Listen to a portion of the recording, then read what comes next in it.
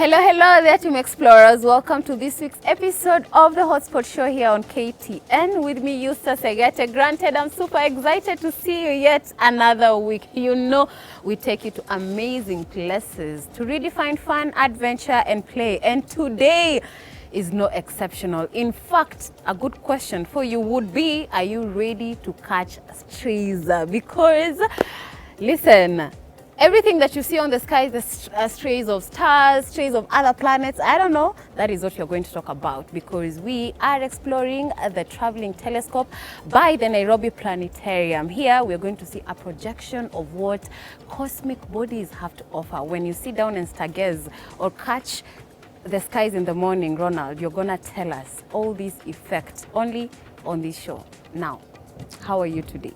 I'm good. How are you? I am fine. You say the sky is the limit. The sky is not the limit. You're going beyond the sky in astronomy. Yeah, I cannot add any information to that because I know you are just going to justify that statement well enough. Because where we are seated, Team Explorers, right here, you see me, seated in this comfortable being behind me. I call them lazy seats of sorts, but they're going to give you an experience of a lifetime. Yeah. Yeah, so in the planetarium here, because we're using this, what we are looking at is up. Yes. Even when you're outside, the stars are up. Always. So it's the same. You're not looking at something that's below you, looking at things that are up. So we show you stars, we show you planets. The most obvious star that you see, you know what that one is? The sun. You see it every day. People tend to forget that the sun is a star. I know, because I was gonna miss, mentioning that. But yeah, here you are. The sun is also a star. The sun is a star. So you start with that. Yes. And you look at the sun when you look up, and then in the planetarium, which is a space and time machine, you don't have to wait until 6:30, 7 p.m. Yes. You can just speed up time, rush it towards the evening, and then you'll be able to see stars, planets, because sometimes there are planets there. You might think that they are stars. They look just like small dots, but some of them are planets. Sometimes you also see the moon. Like what we saw the other day. And also, please tell us, is this the place where we come to get our stars aligned? Yes, you are introducing us to the Nairobi Planetarium, literally bringing what happens outside the sphere to us. Quick rundown of what happens here and what we should expect to see upon a visit. Okay. So in the planetarium, what we do in the planetarium is we use a simulated sky. That's what bring the universe to you, using a simulated sky and using a live presentation. So someone talking, using this sky where you can point out where stars are, using the cardinal points, because apart from just moving from point A to point B, you can use the cardinal points to figure out where things are in the sky. So that will be the live presentation bit. And apart from this, we also use planetarium documentaries. Now, these are videos that are meant to be played inside the planetarium. Because inside the planetarium, what we're using is our ceiling, which is a hemisphere. So it's not the normal screen that you're used to. So videos that are meant to be played like these are useful for us to show you more details about the things that are out there in the universe.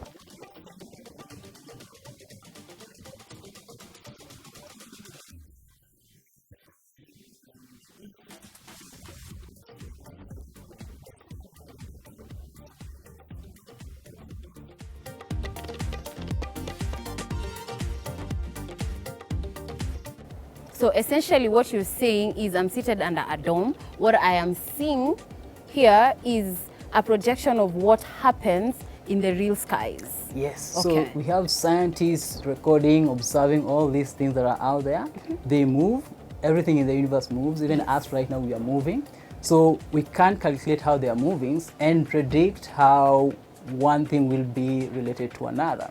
So using those data, we can create simulations of the sky, of the universe. And using that, when you look up right now, we are showing you constellation patterns.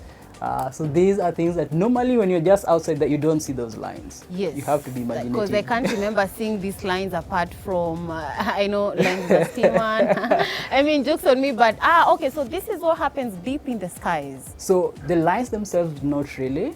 Okay. These ones are to help you, to guide you. So we can't go outside there and start drawing these lines with the stars. Yeah. But in the planetarium, we can do that. We can draw the lines in the planetarium. So the lines themselves, which make the constellations, they are useful to find different stars. Because when you just look up, you see like 1,000, maybe even 1,000,000 stars. Yes. So you might be wondering, how do I differentiate between all these stars? Because the thing about astronomers, they've named these different stars. Like, you know, the star called the Sun, there's Yes. another one called Sirius. And then there are times also have some names that are very hard to remember. Like if I tell you HD 143454, would you remember that? I wouldn't remember, and I don't know, it's getting so interesting. In fact, first of all, to just sit down and have a chat with an astronomer himself. You tell me you've been practicing this for how long? So I have been with the traveling telescope since 2019. I myself am an astronomer and astrophysics. I've studied in the University of Nairobi, just down here, for astronomy and astrophysics. Okay. Now, with that and with the existence of this place, tell us, what are we trying to achieve, or why should people consider coming to this place, or rather consider it as a hotspot of adventure? So, we have, just like how we've been talking here right now. Yes. There are all these things that are out there. Sometimes it's a bit hard to get your head around it. So what the planetarium is trying to do, the Nairobi Planetarium, is to visualize these things for you, to show you, to make you understand more about these things that are out there. So that when you're just out there looking at the stars, you're not looking at those are just dots there in the sky. Yeah, yeah, or what I'm seeing here, things moving, just round. That. Yeah, we have our moon there being shown right now. Yes. Which you normally see sometimes during the day, sometimes during the night. And then you have these events with the moons, which are called eclipses, solar or lunar eclipses. They will actually have one or two eclipses in a year. Yeah. But people say they are rare. They are rare because they're not seen at the same place every time. So unless you're moving around all over the world, you're not going to be seeing all these eclipses that are happening. Wow. So the other thing about the planetarium is that we can move you to where the eclipse happened. Like the eclipse that happened in America, which everyone traveled all the way around to us. So we ourselves, the space and time machine, can move you there to that time and date and show you what exactly happened. And if you missed the eclipse that happened, the lunar eclipse that happened a few weeks ago, we can also take you back in time and show you that. So you can take people back in time, and you can also take them to the future. Yes. And with all these, I do also understand that you have a mobile planetarium. You literally can go to people's places. Yeah, so we have a fixed planetarium here, the Nairobi Planetarium. Yes. But you also understand sometimes people can't come here, or schools, or people interested. So our mobile planetarium, which now uses an inflatable dome, we can now bring the planetarium experience to your home, to your school, wherever it is that you would like us to bring it. Okay, now I do understand that it is also here that I get a chance to see other planets. That's the case? So in the planetarium, besides stars, most things that you see are stars, but you have a few planets here and there that are visible. So with just your eyes, what you'd see would be bright dots in the sky. With a telescope, you can see more. In the planetarium, we can also do some of the things that the telescope does, though not live. We can show you, take you to these different planets. Like right now, we can see a planet here which is very famous, the ringed planet. Yes. Everyone likes it. Yeah. Especially when they see it through a telescope. So so the ringed planet, so we can bring this closer and have a better understanding. Yeah, because your team explorers, if you're here, what I'm experiencing right now, it is so up close and personal. I literally can see it way better, and I can feel it, and I'm seeing much more, because what are these things that are moving around it? So those will be the moons of the planet. Okay, and the red dots, because I see white. So the red dots that are just to show you this is what we're focused on. All right. So you tell me when I come here, the presentation will give me an overview of this. Give you an overview of from day to day how the sky changes here and there, the night sky with the constellations, zoom into a few planets here and there, even zoom out and see our galaxy, how we visualize it, because we don't really have a picture of our galaxy. It's hard to take a picture of our galaxy. But all these we can show you inside the planetarium. Interesting. I'm intrigued to ask, give me a few facts that you've learned so far about these galaxies and all these things that you stare at, you know, being the astronomer here. Yes, so there are so many interesting things out there in our universe. One of the things that people like to talk about, and one of the mysteries that are out there, this thing is called black holes. Black holes, they are dead stars basically, but they have a high gravitational pull that even light can't escape it.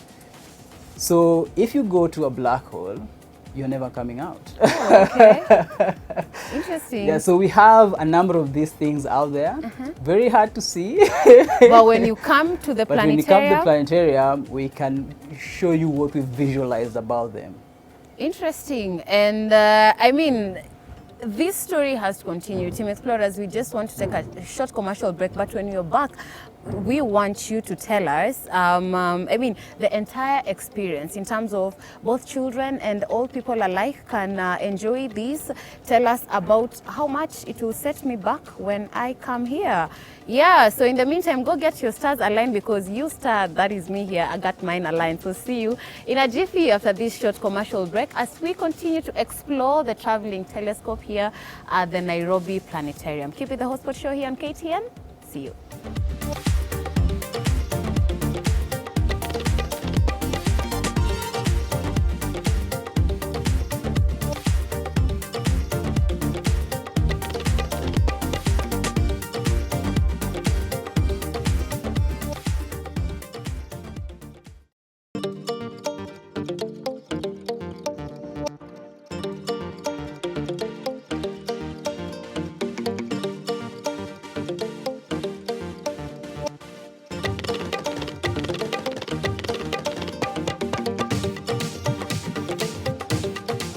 Hello, welcome back to Earth, literally so, because we are in the space, Team Explorers, and this show today is all about making us understand our position in this universe. Is it so? And that is what you do here at Nairobi Planetarium.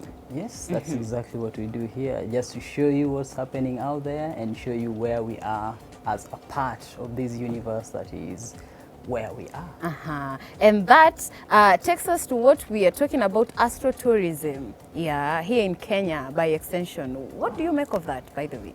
So, our world, where we live in, it's a sphere. And in geography, if you remember, you have those longitudes and latitudes. Yes. So yes, I do remember them. With astronomy, depending on which latitude you are, you'll see the sky differently. So we divide the sky into the northern sky and the southern sky. So if you're in the northern hemisphere, most of the sky what you're seeing is the northern sky. If you're in the southern hemisphere, you're seeing mostly the southern sky. But if you're at the equator, where Kenya is, you see both skies, the northern and the southern sky. So with astrotourism, Kenya is in a unique place where we can showcase all these things that are out there in the universe at the same time. And we also have these dark sky areas because light pollution is something that hinders astronomy. So if you're in a city, whenever you look up, you see 1 or 2 stars. But if you go to very dark sky areas, then you get all these stars. Lord. Explains why we have spots here in Kenya. I know you know the places where they are perfectly okay for stargazing, and they will tell you, and Amali Flani, you'll catch the stars. But back to you, you guys do quite a number of rendezvous when it comes to all these, and you do some bush safaris here and there, besides just bringing us to the dome. Tell us about some of these expeditions that you do. Yes, so we have the planetarium here, which comes to you where you are. And then we have now our telescopes, which we now go out into the bush, into the wild, where we have these less light polluted areas. And now using the telescopes, you get now the actual photons. that have traveled all the way from, whether if they're reflected by Saturn, if they're reflected by Jupiter, or if they're coming directly from the stars. They come all the way from there, travel through space, through the telescope, and then to your eye. You get to experience. Now, I'm just wondering, for me to have a full circle experience, how long should I spare to stay in the Bundus so that I can, you know, get to experience this whole thing? And even here, how long does it take me to explore? Yeah, so in the planetarium, the shows are approximately an hour. Okay. So they are shorter compared to the telescope experience, because in the planetarium we can control time. Outside there we can't really control time, so we have to work with what's there. So usually in the evenings, for the stargazing, it's mostly for the stars at night, so after the sun has set, and then we can go all the way to midnight, because we need things to be moving in our sky. Some things rise earlier, some things rise a bit later, depending on the time of the year again. So the planetarium, approximately an hour. The stars, it's as wild as it is. So is morning a good time to catch some of these things in the skies? So, like super early in the morning? Early in the morning, yes. Like around what time? Before the sun rises. That's quite relative. You can start from 4 a.m. a.m. So from 4 a.m. You can still see some of the stars, you can see some of the planets that are there early in the morning. The thing about the planets, we are going around the sun, the planets are going around the sun. So how we are seeing them in the sky changes through the year. So sometimes you see them in the evening, sometimes they are there early in the morning. Okay, all right. So explain to me what I am seeing here. So right now what we are showing you, yes. So we talked a little bit about having the documentaries plus the live presentation. So the documentaries have different focuses. So this one here is focused on the sun, our nearest star. So it's just showing you a little bit about what it is we've learned about the sun, and how sometimes you think it's because of how close we are to the sun, is because of the seasons, but it's not really that. That one has to do more of how the planet is tilted for the seasons. The tilt is what makes the season. But the sun is one of the stars that we've studied for quite a long time. It's our nearest star, and we can easily study it compared to other stars. We've even sent a space probe near the sun. It's called Solar Parker probe, and it's every time it's orbiting the sun, but every run it goes near the sun. So we are studying these stars quite a bit.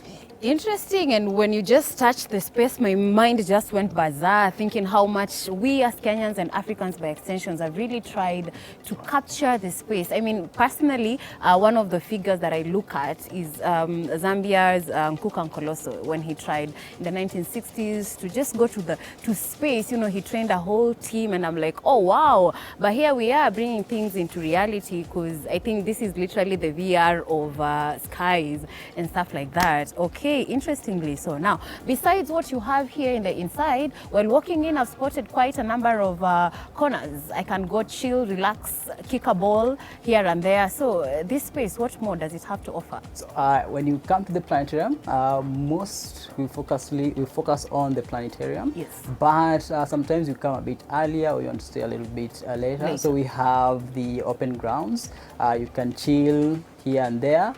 You can also use if you come with kids, they can use the playground area, and so they can relax a little bit after all this information has been bombarded to them, or before they come, and all this information is bombarded into them. Okay, what do you think is the importance of us to understand our position of Mother Earth in the universe, or all this that you're doing?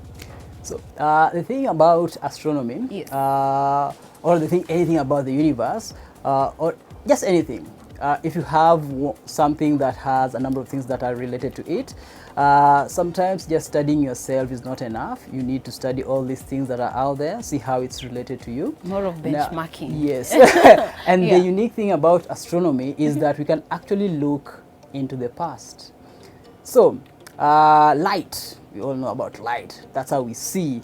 Light is reflected from my body going to your eye, or from your body to my eye. That's how I see you, because light is traveling to my sensors or my detectors or my eyes. space is very big and light is not instantaneous. It takes a bit of time to travel from there to here. So looking at our nearest star, again, what we're looking at, the sun there. That light that you're seeing has taken 8 minutes to travel from there to here. So whenever you're looking at the sun, you're looking at how it was 8 minutes ago. You never see it as how it is right now. Interesting. And anything that is farther, that means that it's farther back in time you're able to see. So like the nearest star system from our solar system is about 40 trillion kilometers away. Now that light takes 4 years to travel from there to here. So when you're looking farther and farther back, further and further away, then you're seeing further and further back. So that's the unique thing about astronomy. We can look at our past when we develop instruments like the James Webb, which can see things that are very far, to look at our past. Okay, so in Kenya, which places do you tour to set up for the outside experiences? So yeah, the outside experience, which we call them star safaris, involving the telescope. Most areas that we've gone to, Samburu, like Kipia area there, or Mara. So those dark sky areas that have the dark sky feel, or even reduced light pollution. Those are the areas that we mostly do the stargazing, but sometimes, you know, not everyone goes out there. So sometimes we can do 1 or 2 in the city. Because the moon and some of the planets, those ones might be visible in the city if they are there. But for the proper experience, this proper star safari experience, the bush, that is the place to be. As we wind up, tell me one of the interesting discoveries you've made or you've learned throughout this experience, and of course just exploring with the Nairobi Planetarium. Yes, one of the interesting things that I've done at the traveling telescope, there are a number of them, but one that is a very good experience is that we all know about we've all heard about the dinosaurs, how they died because of an asteroid. We have a planetary defense, so we are monitoring where these asteroids are, but what if one which is big comes to us?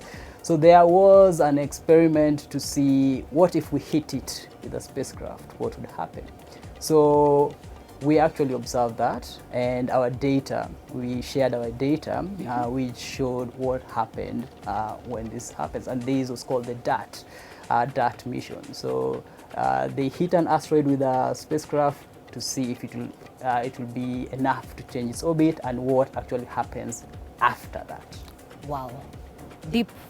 I hope you picked a learning. I hope this caught you, and I mean, it's just important, as we started the show, for us to know the place of Mother Earth in this universe, and I think this contributes to it. Ronald, that's it for me. Unless you have a takeaway, we want to close the show.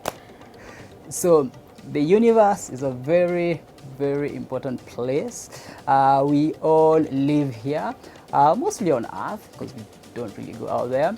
But understanding all these things is something that will help us know about what it is we want in our future. Yes, we can focus on things that are just here around us, but what about the bigger picture? That is also something to consider. Totally so, and that is why we even say we love you from the moon and back. Come on. But that's it. Allow us to close the show here, Team Explorers. This has been out of the world experience, literally. So I see you next week, same time, but a different hotspot. Remember to always explore the world around you. There is quite a lot to explore. You've seen it for yourself. See you next week. Keep it KTN. More interesting shows to come up. My name is Yusa Segete from me and the amazing entire crew. We wish you a splendid weekend. Take care. See you.